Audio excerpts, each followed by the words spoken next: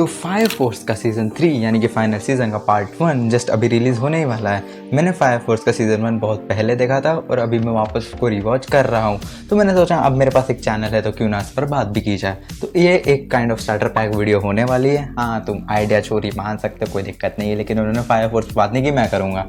तो या fire force एक शोनेन एनीमे है जो कि अपने फाइनल सीजन की तरफ बढ़ रहा है, जिसके 2 पार्ट होने वाले हैं और उसका पार्ट 1 आने वाला है। अब स्टार्टर पैक वीडियो है तो मैं इस शो के बारे में तुम्हें कुछ बताऊंगा, तुम्हें थोड़ी बहुत समरी दूंगा स्टोरी को रिलेटेड। तो इसमें मेजर स्पॉइलर नहीं होंगे, लेकिन स्टार्टिंग के 1-2 एपिसोड के स्पॉयलर्स हो सकते हैं, तो ध्यान से चलना। अगर तुम्हें वो भी नहीं सुनना है तो जाकर सीरीज़ देख लेना, क्योंकि सीरीज़ एक्चुअली में बहुत अच्छी है। तो अब थोड़े बहुत स्पॉयलर्स के साथ इस स्टोरी को मैं तुम्हें समझाता हूँ। तो फायर फोर्स की मेन जो स्टोरी है, इसके अंदर फायर टाइप के कुछ क्रीचर या मॉन्स्टर इग्नाइट होने लग जाते हैं, जो कि नॉर्मल पीपल फायर मॉन्स्टर्स में तब्दील हो जाते हैं। कैसे, ये किसी को नहीं पता। स्टोरी के स्टार्ट में हमें एक ट्रेन का सीन दिखाया जाता है, जहाँ पे एक बूढ़ा आदमी फायर से घिर के फायर मॉन्स्टर में इवॉल्व हो जाता है। अब ट्रेन के अंदर आग लग चुकी है, तो आग को देख के लोग भाग रहे हैं ट्रेन को देखकर, लेकिन एक बंदा नहीं भागता, जो कि हमारा मेन कैरेक्टर शिनरा कुसाकाबे। तो शिनरा सोचता है कि ओके, अपना टाइम आ गया, अब अपन इधर से लड़ेंगे इससे। लेकिन वो लड़ने की तैयारी कर रहा होता है उस फायर मॉन्स्टर। उतने में ही फायर फोर्स की एक टीम उधर उस मॉन्स्टर को ठिकाने लगाने आ जाती है और उसे ठिकाने लगा भी देती है। और उसके बाद असल में वहाँ पूरी भगदड़ मच चुकी होती है, तो कुछ चीज़ें टूट के गिर रही होती है। तो एक लड़की पर गिरने वाली होती है जो कि फायर टीम की मेंबर थी, तो शिनरा उसे बचा लेता है। तब वो फायर फोर्स को अपना इंट्रोडक्शन देता है कि वो भी एक फायर सोल्जर बनने वाला है, मतलब बन चुका है, ग्रेजुएट कर चुका है, तो अब वो भी एक फायर सोल्जर बन चुका है, तो कंपनी 8 का मेंबर बनने वाला है। तभी जो कंपनी उधर आती है, जो टीम उधर आती है, वो देखती है कि एक्चुअली में उधर फुटप्रिंट्स है, डेविल फुटप्रिंट्स है। तो शिनरा जो है उसे डेविल भी माना जाता है। अब मैं तुम्हें बताऊंगा ऐसा क्यों है। तो अब हम थोड़ा बैक स्टोरी की तरफ चलते हैं कि ऐसा क्यों है। देखो, फायर फोर्स सीरीज़ के अंदर ये जो फायर वाली जो चीज़ है, फायर मॉन्स्टर कहाँ से आ रही है, ये एक बहुत बड़ी मिस्ट्री है, क्योंकि ये कहाँ से और कब से आ रही है किसी को कुछ नहीं पता। शिनरा को डेविल फुटप्रिंट्स इसीलिए कहते हैं क्योंकि बचपन में शिनरा जब छोटा बच्चा था तब उसके घर में आग लग गई थी, और आग के चलते उसकी मम्मी और उसके भाई दोनों की मौत हो गई थी। और शिनरा उस टाइम पर हंस रहा था, तो लोगों को लगा कि इसी ने किया है, क्योंकि इसके पास फायर एबिलिटीज़ है बचपन से, और ये इसकी वजह से इसके घर वाले मर गए। और उसके बावजूद भी इसे दुख नहीं है, क्योंकि हंस रहा है। अब आगे के तुम्हें इसी एपिसोड में, फर्स्ट एपिसोड के अंदर ही पता चलता है कि वो हंसता है इसलिए जब भी वो हाई इमोशन में होता है, या नर्वस वगैरह होता है, या किसी गंभीर सिचुएशन में होता है, बुरी सिचुएशन में होता है, तब वो हंसने लगता है। ये चीज़ उसके कंट्रोल में नहीं है। तो जो कैप्टन होते हैं कंपनी 8 के, जहाँ शिनरा रिक्रूट है, एक रूकी है, तो वो उस चीज़ को टेस्ट करते और समझ जाते हैं कि हाँ, ये सच बोल रहा है, कि ये नर्वस होता है, तो ये हंसने लगता है। फिर उसके बाद क्या बोलते हैं, वो वहाँ के मेंबर से मिलता है, जो कि सब ठीक ठाक है, बढ़िया बढ़िया चल रहा है। फिर आगे जाके वो उसे बताते हैं कि एक रूकी फायर फोर्स का एक कंपटीशन होने वाला है, या फिर एक इवेंट होने वाला है, यहाँ पे जितने भी ये लोग रूकी है, नए लोग हैं जो फायर सोल्जर बने हैं, इन्हें अपनी पावर का प्रदर्शन करना है पूरी जितनी भी फायर कंपनीज है, फायर फोर्स की कंपनीज है, उनके सामने। तो जब शिनरा इसके बारे में सुनता है तब उसे याद आता है कि जब वो छोटा था, जब उसके घर पे आग लग गई थी एंड उसके घर वाले मर चुके थे, तब वहाँ पे जो फायर फोर्स टीम आई थी वो डिवीज़न 1 यानी टीम 1 आई थी वहाँ पे, डिवीज़न 1 की। तो वो सोचते हैं कि अगर मैं वहाँ जाऊँगा तो मैं उनसे भी मिल पाऊँगा और पूछ पाऊँगा कि एक्चुअली में उस टाइम पे हुआ क्या था।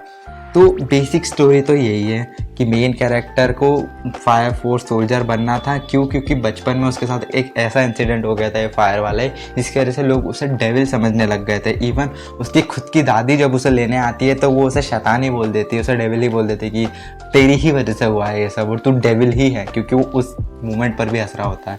लेकिन अब लोग नहीं समझ पाते, कोई दिक्कत नहीं है। तो बंदे का तो बचपन से सपना था हीरो बनने का, और उसके हीरो बनने की जर्नी स्टार्ट हो चुकी है।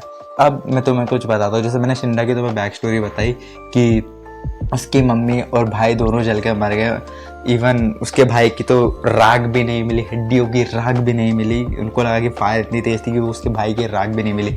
लेकिन आगे जाके तुम्हें सीरीज में पता चलेगा कि दोनों नहीं मरे थे, उसकी मम्मी और भाई दोनों नहीं मरे थे। कोई एक बंदा अभी भी जिंदा है, कोई एक बाद में जाके एक कैरेक्टर अपने मेन कैरेक्टर को बताएगा कि एक्चुअली में दोनों में से कोई एक बंदा जिंदा है। तो अब अपना मेन कैरेक्टर ढूंढेगा उस चीज़ को, उस बंदे को, कि कौन जिंदा है। और उसी के साथ साथ जिस डिवीजन में अभी शिनरा है, कंपनी 8 में, कंपनी 8 का काम इन इन्फर्नल जो कि फायर मॉन्स्टर्स हैं, इनसे लोगों को प्रोटेक्ट करना तो है ही, साथ ही साथ इनका एक मेन मिशन ये भी है कि इन्हें पता लगाना है कि इन्फर्नल ये जो फायर मॉन्स्टर है ये कहाँ से आना स्टार्ट हुआ है, क्योंकि इसका कोई करेक्ट डाटा है नहीं कि ये बहुत पहले से एग्जिस्ट करता था, नहीं, ये एकदम से रैंडमली आना स्टार्ट हो गए हैं और ये कहाँ से कैसे आ रहे हैं वो भी नहीं पता। ठीक है, मेन स्टोरी के बारे में तुमने समझ लिया, मेन कैरेक्टर के बारे में तुमने थोड़ा सा समझ लिया।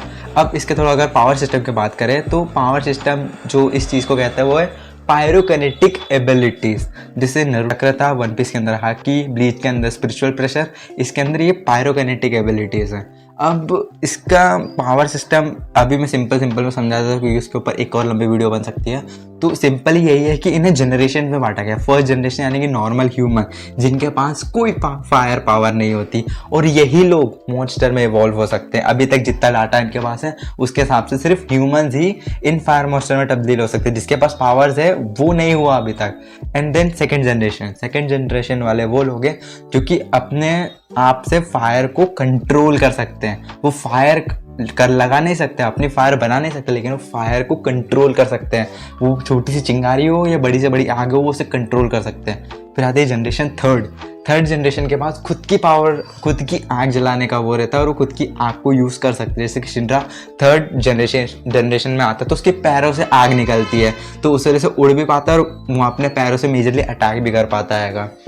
और फोर्थ जनरेशन भी है जो कि बहुत आगे जाके इंट्रोड्यूस करेंगे, वहाँ तक मैंने देखा नहीं है पर मुझे पता है कि फोर्थ जनरेशन एग्जिस्ट करती है। और हाँ, इसके अंदर तुम सोचोगे कि ये पावर बड़ी बेसिक सी नहीं है, लोग आगे से आपको कैसे हराएंगे, लेकिन जब तुम ये सीरीज देखोगे ना तो तुम देखोगे कि फायर का कितना बढ़िया यूज़ किया है। जितने भी लोगों के पास फायर पावर है वो सब अलग अलग तरीके से इस्तेमाल करते हैं।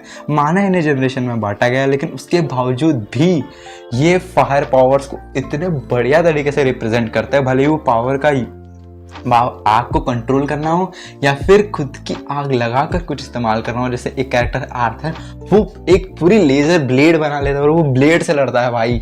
मतलब और भी बहुत सारे बैडस कैरेक्टर्स है यार। एक तो हाइब्रिड है जो कि सेकंड और थर्ड जनरेशन दोनों की पावर यूज़ कर सकता है। अब तो ये जब तो चलो स्पॉइलर पे आ जाएंगे, तो बेसिक मेन स्टोरी यही है।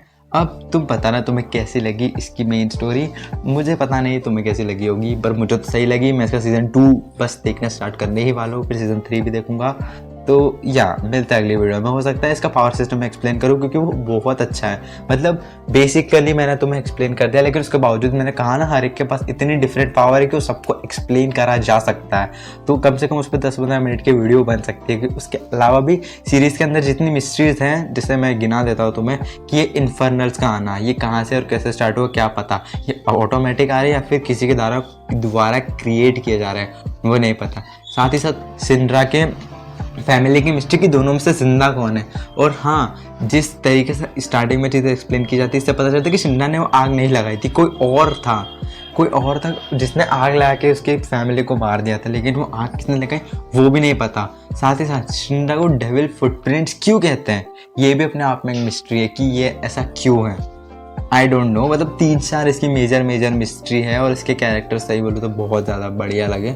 ऐसा मेरे को हेटेबल कैरेक्टर दिखा ही नहीं, सबका अपना कैरेक्टर है, सबकी अपनी डिफरेंट पावर्स है, सबका अपना डिफरेंट पर्सनालिटी है, और वो शो के अंदर कभी नहीं रखता। एक चीज़ है कि फ़ैन सर्विस में लगता है कि जैसे थोप रहे तुम पे, ठीक है, ज़बरदस्ती थोप रहे। अगर वो फ़ैन सर्विस नहीं भी होते ना तो स्टोरी और शो इतना बढ़िया है कि नहीं है इसको इतनी फैन सर्विस की ज़रूरत। आराम से ये शो पॉपुलर हो सकता है और ये पॉपुलर है भी। क्रंची रोल ने जब स्टार्टिंग में हिंदी डब करना स्टार्ट किया था तब उसने फायर फोर्स को चुना था, फायर फोर्स और रैंकिंग ऑफ किंग्स को हिंदी डब देने के लिए एकदम स्टार्टिंग में। और इसका हिंदी डब एक्चुअल में बहुत अच्छा है। लोग सोच रहे स्क्रिप्ट वगैरह, हाँ थोड़ी में स्क्रिप्ट में बोल सकता थोड़ी सी दिक्कत है, लेकिन वो दिक्कत तुम्हें फील नहीं होती। जैसे डेविल को शैतान कहना, फिर इन्फर्नल्स को आग वाले मॉन्स्टर कहना, इससे कोई दिक्कत नहीं है। इन्फर्नल ही कहते हैं ये लोग, चीज़ों के और जगहों के नाम इन्होंने अलग नहीं करे, सेम ही रखे। तो इसकी स्क्रिप्टिंग में भी इतनी कुछ खास दिक्कत नहीं है। और जो वॉइस एक्शन है वो बहुत अच्छा है इसका। लाइक वो फील होता है जब वो एकदम जज्बे में होते हैं ना लोग अटैक करने के लिए, मैं तुम्हें ख़त्म कर दूंगा वगैरह वगैरह, बहुत अच्छा है। तो या यही था फायर फोर्स पर वीडियो। मैंने पहला वीडियो बनाया फायर फोर्स पे क्योंकि मैं इसे कंटिन्यूसली देख रहा हूँ, चैनल था तो मैंने वीडियो बना दी। तुम बताना वो तुम्हें कैसी लगी, पता नहीं ये वीडियो लोग देखेंगे भी नहीं, पर मैं वीडियो अगली भी बनाऊंगा, हो सकता है वो पावर सिस्टम पे हो। तो हाँ, मिलते हैं।